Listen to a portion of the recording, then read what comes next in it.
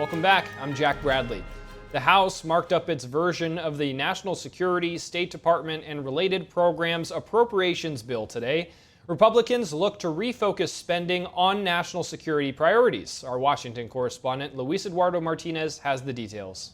To confront the national security threat posed by the Chinese Communist Party, including through a new provision that prohibits support for academic institutions partnering in STEM programs with PRC or CCP-controlled colleges. House Republicans are looking to cut spending for State Department and foreign operations for fiscal year 2026 by 22%. They plan to do this by cutting or conditioning funds that have thus far financed programs that are not aligned with U.S. core national security interests.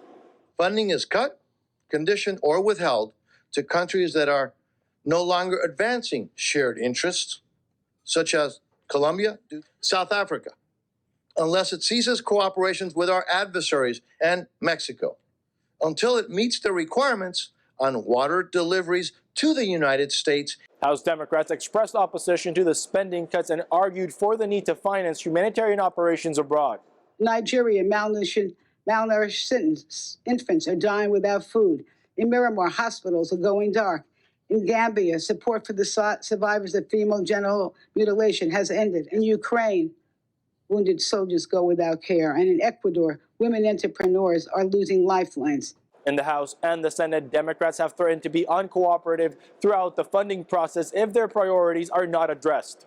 We remain ready, willing, and able to have the type of appropriations process that will yield a good result for the American people, but that process must be bipartisan.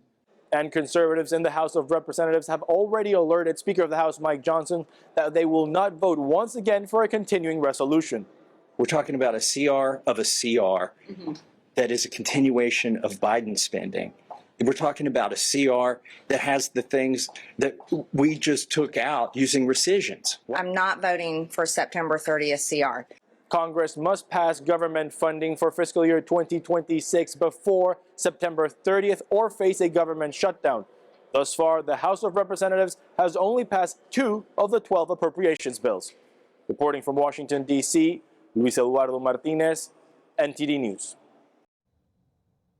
The Chinese Communist Party is seeking to reshape global narratives on Taiwan's sovereignty, and the push starts here in the U.S.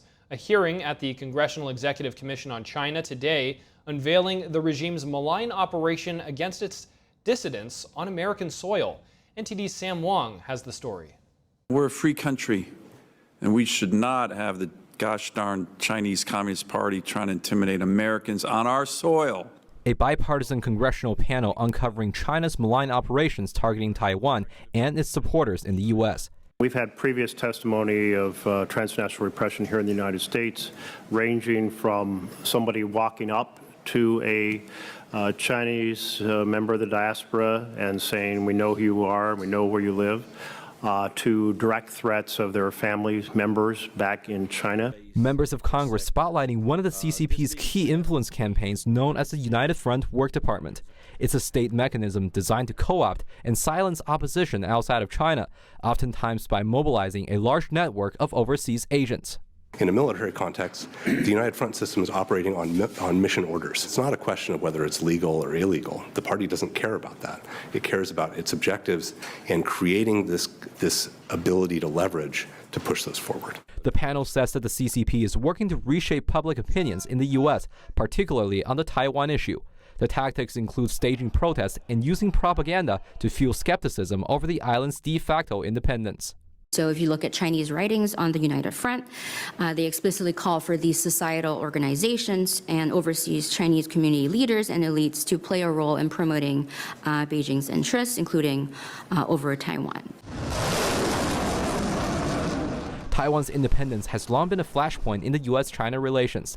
Despite having no legitimate control over the democratic island, the CCP sees Taiwan as a renegade territory and has repeatedly pushed for a potential reunification by force if necessary.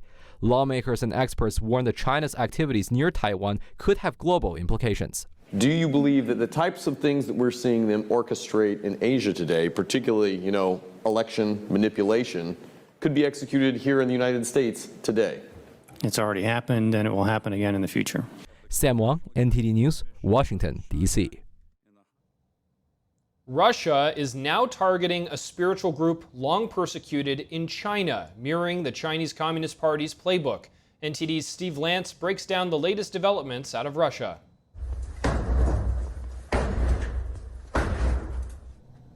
This video shows masked Russian officers breaking down the door of a Moscow apartment. This where the brother of a Falun Gong practitioner resides. The arrest, just one of many, marks an alarming escalation. Russia is now targeting a spiritual group persecuted in China, mirroring the CCP's 26-year-long persecution campaign against the spiritual group. Those arrested have now been sentenced to varying terms, including forced labor and up to 6 years of imprisonment. The most severe sentences were for organizing activities related to the spiritual discipline called Falun Dafa. Practitioners of Falun Gong in Russia, just like those in the United States and around the world, often work to expose the truth about the persecution of the practice that's taking place inside of mainland China. But in February, Russian President Vladimir Putin and Chinese leader Xi Jinping reaffirmed what they're calling a no-limits partnership, this all taking place on the anniversary of the Ukraine war. It appears that now includes the persecution of Falun Gong extending into Russia. Falun Gong, also known as Falun Dafa, is a meditation practice with a spiritual component based on the three principles of truthfulness, compassion, and forbearance. It's been heavily persecuted inside of China since 1999, and now this group of Russian citizens are being persecuted for practicing this spiritual discipline and for shining a light on the human rights abuses taking place inside of China. Human rights defenders have identified them as prisoners of conscience. For example, one of them, Zhu Yun, was just sentenced to 3 years in a modern-day labor camp with roots in the Soviet-era Gulag system. But the persecution began ramping up last April. This when Russia placed Oksana Shchetkina under house arrest. Barely a month later, on May 3rd, 2024, Russia launched a wave of searches and detentions of Falun Gong practitioners inside of Moscow. The following day, Moscow authorities targeted a woman named Natalia Menenkova, saying that she helped to coordinate Falun Gong practitioner and related activities to expose the persecution. That same day, a Russian judge sent Menenkova to a pretrial detention center. The others detained in Moscow were then held under the pretense of being witnesses in her case. Menenkova was the last to be sentenced. Her verdict Wednesday is a 4-year sentence to a Russian labor camp. The Chinese regime is making its way into American courtrooms by suing Americans and American companies. How can the U.S. push back against this legal warfare? NTD's Steve Lance spoke earlier with Wisconsin Congressman Scott Fitzgerald. Congressman Scott Fitzgerald, thanks so much for joining. You bet. It's good to be with you. Congressman, there was a very important hearing on Capitol Hill yesterday. The Chinese Communist Party is using the American legal system to target and harm Americans and American companies. This seems really impossible at first glance. Explain for us, if you could, how this is actually happening. The CCP and the PRC, as we say, the People's Republic of China, have begun to use and have been using our American legal system as a tool for them to influence, I guess is the best way to put it, influence not only our legal system, but to protect themselves and also, I would say, distribute some of their falsehoods about American corporations. I was very fortunate to be part of a legislative group when I was a member of the Wisconsin State Senate to travel to Beijing back in 2008.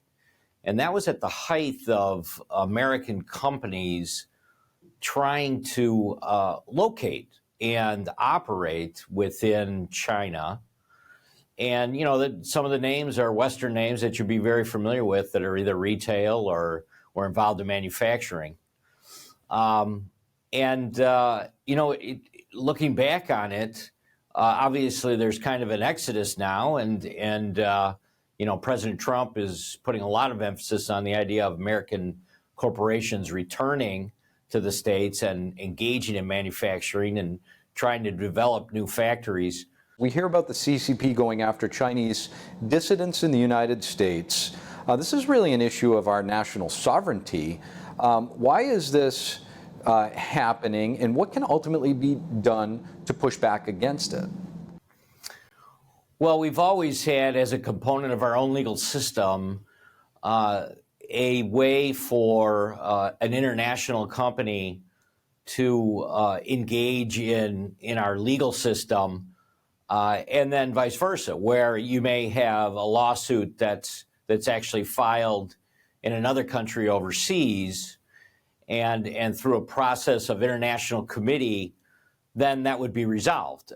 Because obviously, there are different laws in different countries, and that has to be resolved some way internationally when you operate in another country. It's not always just the home country that some of these lawsuits are based on. So along with that, it's something that has to be somewhat protected, and yet we still have to kind of surgically try and remove all the abuse that's been going on. And so it's not going to be an easy task. And I think that is something that emerged in the testimony that we heard yesterday in the subcommittee. You may have heard, Congressman, there is a performing arts company based in New York called Shenyun Performing Arts. Their tagline is China Before Communism, where they display traditional Chinese culture. It's really drawn the ire of the Chinese Communist Party. There have been people that have close ties to the CCP in Beijing that have filed frivolous lawsuits against this group. Some folks say that these lawsuits are, more to drag people's name through the mud, deplete them of resources, and draw up negative press. And it's not really about the results. The damage has already been done. Is there any recourse for people like this, and things that Congress can do to prevent such things from happening? It's pretty clear what they're trying to do. They don't like the message. They think it puts the CCP in a bad light, right? In the People's Republic of China. So what we have to do, and I think what came out of the hearing yesterday, is make sure that there are protections there whenever it is discovered kind of who filed the suit, why did they file the suit, what was the intent. Because this is like a three-pronged type of effort in which, first, legal, obviously, you're in the courtrooms, you're filing things, you have attorneys filing things on a regular basis. And then you also have kind of the public relations aspect of it, certainly, right?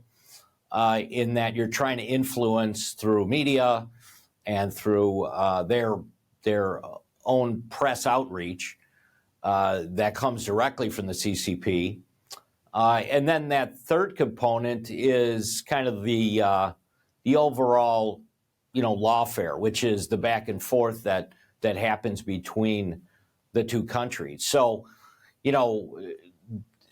as good as President Trump has done, I think, in engaging with these other countries, specifically on the tariff front, it's still complex, and we have to do the due diligence on this stuff and make sure that we continue to push back on this, because that's what they're doing. I mean, they've come up with a system that is overarching, like I said earlier, and that was very clear in the hearing too. This is not just a one-front type of war that we're fighting here. Maybe to the point that you were alluding to, tariffs is a way of economic warfare, one of the only things in our toolbox to really push back against China. Right, and well, you kind of touch on one of the topics that came up yesterday, and that is, what's the legal system in China look like, right? And if American companies would file a suit there, what would happen with that? And it's obviously rigged because it's a communist party, and they control everything from the top down. But specifically, what they have developed there is kind of a two-tiered system, which, you know, as described by some of those that were sworn in and testified yesterday, is it's a criminal type of operation at one level, and at the other level, kind of a back and forth fairness type of court to resolve differences amongst the Chinese people. So, you know, it's definitely something where one level is kind of cooked and embedded within government decisions, and the other level is a little bit more legit. But it does, and like I said, when I was there and Western corporations were locating there, and they were bending over backwards to bring in American corporations, you know, there was always this element of well, trust us, and we'll be fair, and eventually, you know, things will work their way out. But that hasn't always happened with some of these lawsuits. Representative Scott Fitzgerald, we really appreciate you coming on to break some of it down with us. Thank you, guys. Thanks for taking interest in this topic. Research shows having a smartphone nearby causes you to work slower and be more distracted. But don't just worry yet. Scientists are now sharing how to regain focus and cognitive abilities. Our brains are able to reorganize by forming new neural connections. For example, resisting the urge to use your smartphone teaches your brain that you don't have to give attention to every little distraction. Instead, do something that requires your full attention, like reading a book for 10 minutes without breaks. After a week of success, slowly and steadily extend the time. Scientists also say foregoing some modern conveniences strengthens your brain even. So things like hard workouts, cold showers, driving without a GPS, or just doing math by hand, or swap social media and skimming headlines for media that feeds your brain, like listening to an audiobook over a period of weeks. And coming up, the United Nations potentially allowing countries to sue each other over the climate. Is the UN overstepping national sovereignty? We'll discuss this and more with our panel, Madeline Somerville and Angie Wong, when we come back.